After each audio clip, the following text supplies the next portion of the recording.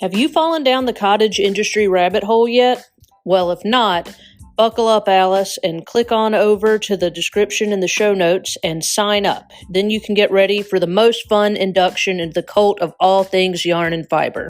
This will include, but not limited to, free yarn, free ebooks, patterns, coupons, and much more. You don't want to miss out.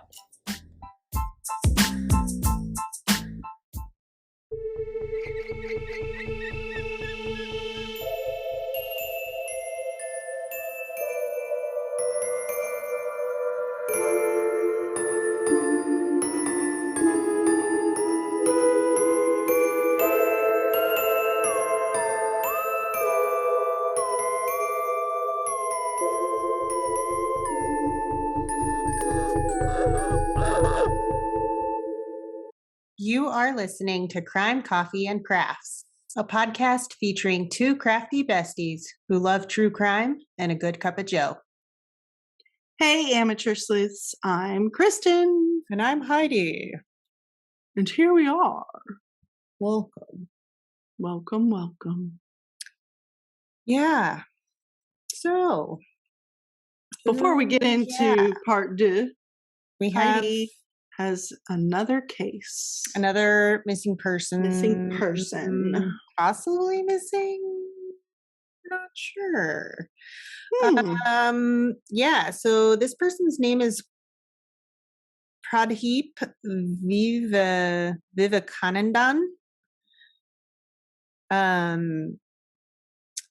Missing from Irving, Texas. So Irving, Texas Police Department investigators actually received a call from Homeland Security Investigators saying they had found Pradheep's vehicle burned to the ground with human remains inside. However, they are unable to identify the body at this time. Yeah. So Irving PD investigators went to the missing person's apartment and confirmed he wasn't there. And he had not been seen by management since October 18th, 2022. So this is another recent case. Yeah. It is unknown still if those human remains in the car or that of Pradheep. But here's the thing about this case is that the human remains were in the back seat, not the front.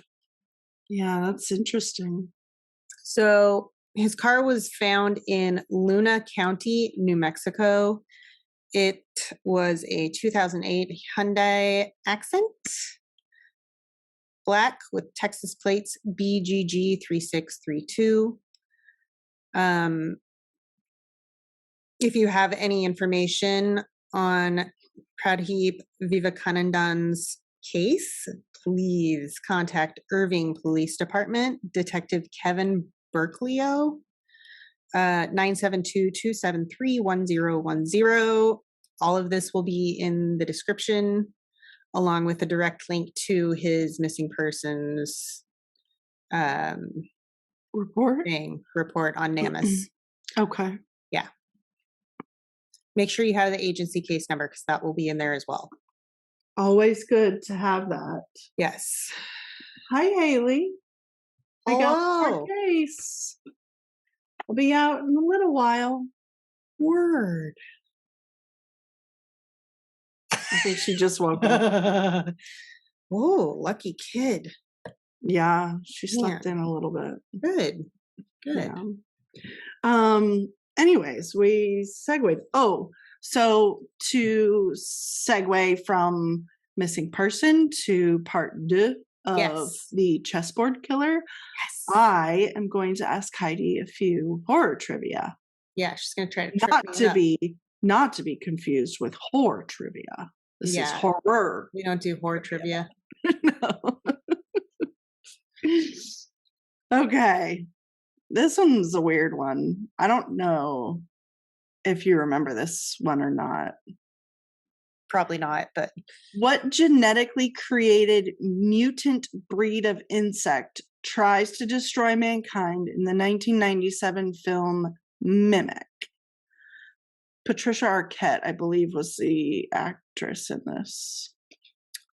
I never saw it. I think it deals with subways, subway tunnels. And it's an insect? It's an insect. What insect survives? Cockroaches. Jeez. Yeah. What's the one insect that survives everything? Literally a fucking nuclear bomb. I feel like I'm gonna have to watch that movie again. La cucaracha. La Sorry. cucaracha. Beady, beady, beady, beady.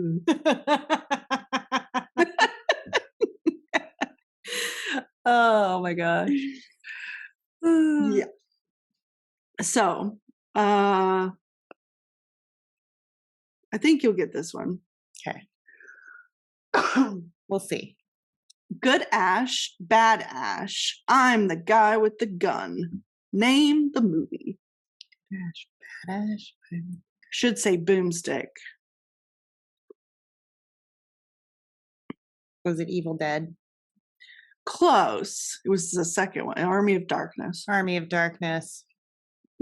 Same character. Same. He's my fave. Same. I know. I love him. I told Ben I need Bruce to get him like Campbell. I need to get him like a chainsaw hand. Oh yeah. And then he could be Ash for Halloween. Yeah. This one was funny. And I like this one because it's holiday time. In the 1996 movie Jack Frost, the serial killer mutates into what?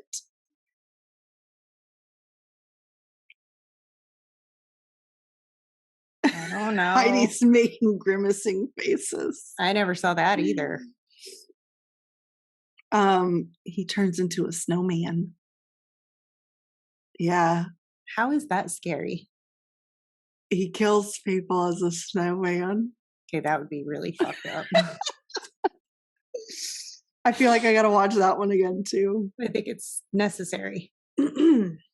And to end our holiday edition horror trivia, what is the name of the ancient horned demonic spirit who punishes those who have lost the Christmas spirit, typically in Germany? I know you know this. Krampus? Yes. Say it with confidence. There you go. Good. Yeah, in other places they don't say like "be good" or "Santa won't bring you any presents." They say "be good" or Krampus is going to come and take you away and put you in a sack and then put you in a snow globe and then word. Yeah. I think we should get back to scaring children.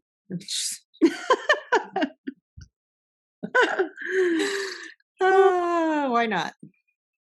I have a friend who dressed up as Pennywise in his closet and like turned out the light and made sure that his daughter needed to go to the closet or something. And he popped out. How old was she when this happened? This is his 10-year-old. It was this year. Well, you know what? They're all really into the new It. So that makes sense. Completely. Yeah. Yikes. I don't really like the new Pennywise look. No, I love the original. Yes. Because for sure. Tim Curry. I mean, come on. Nobody can be Tim Curry. Tim MFN Curry. I didn't say the word parentals. I said MFN. Motherfucking. I'll say it. You get a pass. It's fine. I know where I get it from, and so does my mother. Yes. So, jumping back in, we left our shitbag at not killing for 9 years. Right. Mr. Alexander now I'm going to say it wrong. Petrushkin. Now I said it right. Petrushkin. He is a Russian serial killer. Say it like Petrushkin. Truskin. Truskin. You gotta get the tongue flick in there. Yeah, I've got I know. problems with my mouth. It's okay. We move forward. Let's do it. 2001. Wow. We were out of I high was- school. I was 20. Things were weird. That was a really rough time in our friendship. That was. I don't like 2001. I didn't like that whole I didn't like those first section. few years. Of the 2000s. They were Like the first decade of the 2000s can eat it. basically, yes. Except I had Haley, and I love that little one. She is not little. She's taller than No. you. She's taller than everyone. I think she's 6 feet now. Oh my God. Go Haley. Yeah. Right. So anyways, Alexander at this point in 2001, he decided he was going to go back to killing, I guess. Okay. And he made a list of intended victims. No one on the list was random. They were either neighbors, chess players, or homeless from the park. And all were someone he knew. Because he said, the closer the person is to you, the more pleasant it is to kill them. It's more emotional. Okay. Yeah. Yeah. Disturbing. Very, very disturbing. And at this time, he also developed a more concise plan and modus operandi, or MO. Mm-hmm. Alexander made sure to choose his hunting ground as the 2,700 acres Bitshevsky Park, nicknamed Bitsa Park. So that was the park I was talking about earlier. Okay. And I said I was going to talk a little bit more about it further on in the episodes. So he lived a 6-minute walk from it.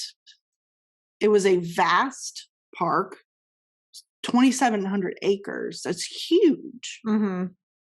And he basically grew up there because of all his chess playing and everything. And he knew everyone who frequented the park too. So this was his thought process, I guess. He just didn't want to throw anyone out of apartment buildings anymore. He was drawn to his first murder spot, which was Bitsa Park. Okay. So he moved to just killing in the park. You do you, bro. So on May 17th, 2001, Alexander set out for his first day back into his killing plan. He went to the park. He played chess with a 52-year-old man named Yevgeny Pronin. After they played, Alexander thought it would be a nice idea to take a walk. He told Yevgeny, which I hope I'm saying that okay. Apologies, don't mean to offend anyone if I said it wrong.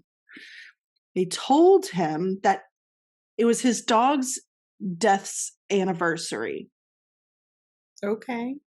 Death anniversary is what we're going to call it. Yeah. And that he wanted to visit the grave with a friend.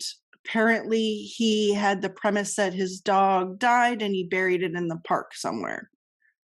So his 52-year-old chess partner playing man, Yevgeny, went on a walk with him. They walked to an isolated part of the park and they sat and they made a toast with vodka for the dead dog. There was no dog. Just let's say that. Yeah. He just made up the story of dog's death. Fucker. And this toast and hanging out with friends sounds like a nice thing to do, but sadly, Alexander took the moment to bash Yevgeny in the head with the vodka bottle until he was dead. Fuck. Alexander then threw his body into a well nearby. Yeah. Alexander thought this murder went well and no backlash came from it, so he kept killing in the park. Yeah. All right. Yeah. From May 2001 to September 2005, I can't believe this, but Alexander killed 33 victims. Fuck. Most of his victims were elderly, homeless men who we know are a very vulnerable part of community. He chose these men. He would share a vodka drink with them, and then he would kill them. It's just mean. Yeah. He liked to get them tipsy and then would attack them from behind and crack their skulls open with the bottle of vodka or a hammer.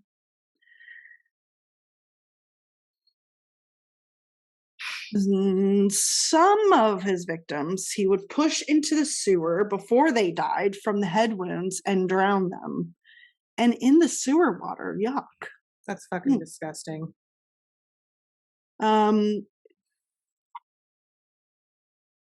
I know I said trigger warnings earlier, but if these talking about these bother you, please just fast forward or something, or don't listen anymore. But part of his murders, he would take the vodka bottles and cram them into the head wounds or shove sticks into their skull before walking away from the body. That's like a whole other violation. Yeah. And he often left the murder weapon behind near the body of his victims. He also learned that he preferred to attack the back of the head as to keep from getting a lot of blood on his clothes. I don't know how that would keep getting blood on his clothes, unless he was like grabbing and then like maybe the hair. I don't know. Was stopping it from hitting him. But he got to a certain point after murdering all this. This is a lot of people. But after murdering them, he received no recognition in the news. No one was talking about the murders. They weren't finding him. There were no people missing. Because, I mean, he has to think who his people he chose to murder. Like, you're probably not going to have anybody. That's why they're so easy to target. So I guess he started thinking, well, I want to hear about this. I want to, So he stopped concealing his victims' bodies in the sewage system, and instead, this next reign of victims, he would leave dead out in the open. Okay. So like on walkways of the park, instead of throwing them in the sewer or into the waterways. And starting October 2005 to his last murder in June 2006, he not only started to leave his victims in the open so they could be found better, but he chose different victims. He realized these homeless men sure aren't getting any attention. So I want attention for my murders.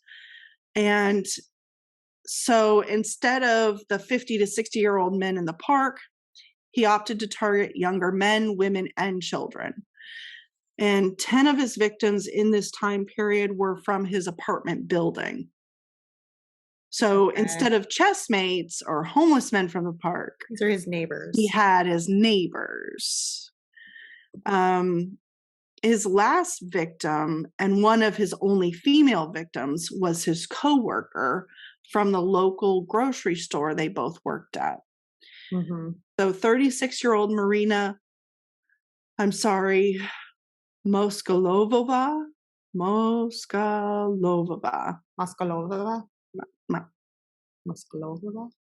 Yeah. We'll call her Marina. She was suspicious of Alexander. Like, just a lot of red flags. She felt like he was up to no good. So on the day of her murder, Alexander asked if Marina wanted to go on a walk with him to Bitsa Park. Marina agreed, but she did do a smart thing, and she left a note for her son at home saying who she was going on a walk with and gave his phone number. This is why I know this case. She's the reason. Okay. This is, Mm-hmm, that just hit me right now. Oh. Yeah. So, interestingly enough, though, Alexander knew that she left this note and continued with their walking date anyway. And Marina's body was found on June 14th, 2006 in Bitsa Park with the same cause of death as all the others before her. In her pocket was a train ticket with a time and place. So it could bring investigators to video. Okay. They were able to video or watch all the video from the train system, and they saw Marina with Alexander just hours before her death. Good.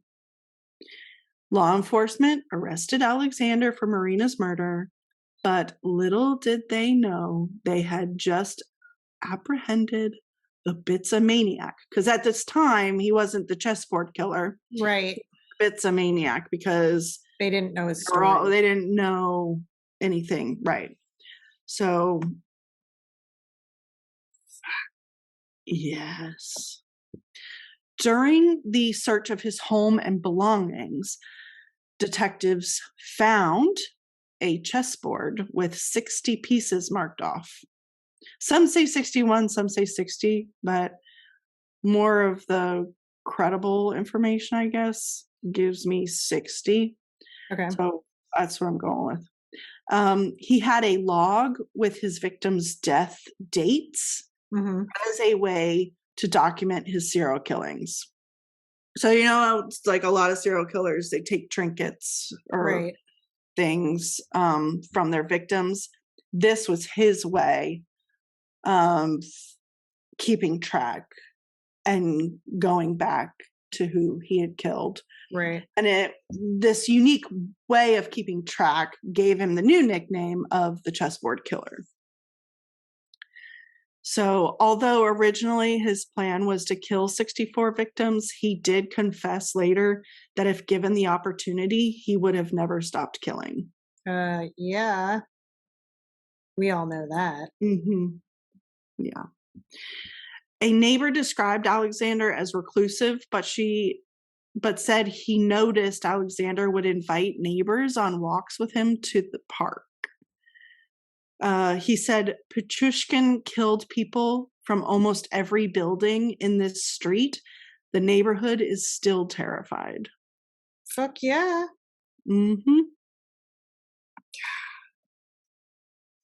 Alexander confessed to killing Marina, but also confessed to killing 60 victims total.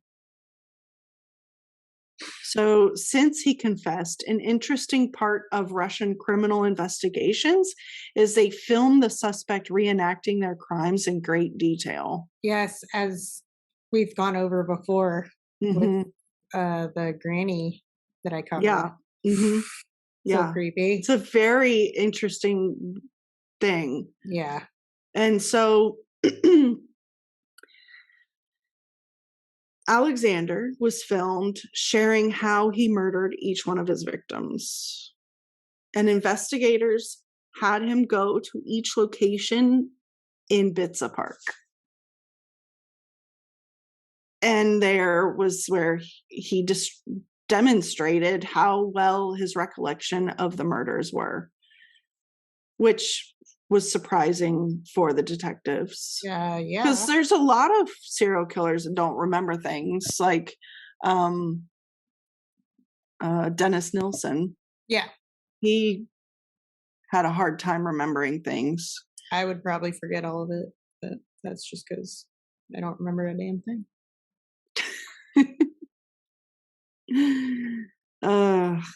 Alexander told them that deciding what victims would live or die made him feel like God. He said, in all cases, I killed for only one reason. I killed in order to live, because when you kill, you want to live. Yuck. I guess because you're taking away someone's life, so you Right. want to stay alive more. It's a lot of fucking people that he killed. So many. So many. And he won his, little internal competition with Chikatilo. I'm glad he didn't make it to the number that he wanted to reach, at least. Yeah. 4 less. After several doctor examinations, he was deemed sane to stand trial for 49 murders and 3 attempted murders, because apparently 3 of his victims survived. Yeah. Woo! I know. In 2007, he went to trial, and during his trial, they kept him in a glass box, supposedly for his own protection. Right. And this was a practice they used for his idol serial killer, Andre Chikatilo, 14 years earlier. Mm-hmm. On October 24th, 2007, Alexander was convicted of all those 49 murders and 3 attempted murders. Mm-hmm. Whereupon he told the courtroom they should add 11 more victims to his charges. He was like dead set on him getting charged with all of these murders. The judge presiding over his trial was Vladimir Usov. And in 1996, which was, I think, after Andre Chikatilo was sentenced, Russia abolished the death penalty. So the judge, Vladimir, could only give him life imprisonment. Okay. But he made sure that the first 15 years he had to do in solitary confinement. Good. Can you imagine solitary confinement? No. Or yikes, stripes. No thanks. So that is exactly what he's doing. He's serving a sentence at an Arctic penal colony called the Polar Owl. Okay. Yeah. In 2014, there was a woman named Natalia, and she corresponded with Alexander, and they wrote letters to each other back and forth for a couple years. And she told a news agency that the couple communicated often, and she said that she was more proud of her groom as if he was a Hollywood star, end quote. She has that mental illness. Yeah. She stated it was quote unquote love at first sight. It's a thing. Yeah. In 2016, Alexander told journalists that he had proposed to Natalia and that they were to be married. But upon finding this information out, the prison system ceased all correspondence between the couple, and they were no longer allowed communication. But this is how ill this woman is. Natalia states that she will remain loyal to Alexander, and she loves her chessboard killer.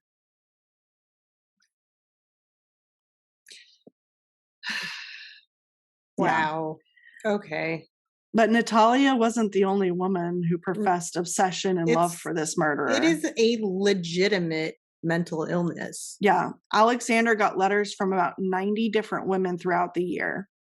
So, unfortunately, this man has a lot of followers and women who adore him. It's fucking disgusting. It's so sad. It's sad. It's disgusting. But in other news, he will never get out of prison and he will die in there. Good.